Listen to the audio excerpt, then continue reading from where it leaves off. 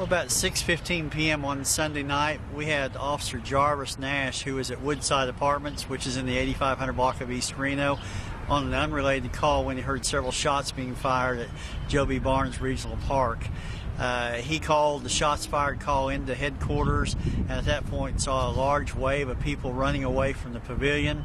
When the officers arrived, they found a 16-year-old and a 19-year-old, both males who had been shot. The 16-year-old had been shot multiple times. The 19-year-old had been shot one time through the chest.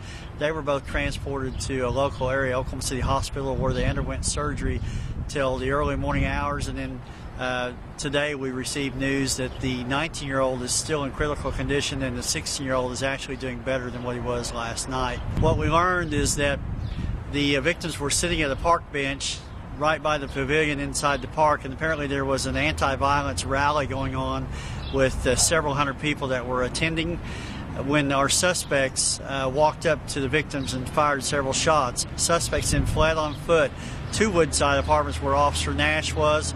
Witnesses pointed to the suspects and the vehicles that they were getting into as they left the area. We arrested Alfred Frazier. He's a 17-year-old male from Del City who's been charged with shooting with intent to kill, and he's currently being held in our jail on a $20,000 bond. We're trying to reach, young men such as the one that opened fire. Those are the ones that we want to get to, to try to stop them from doing this violence.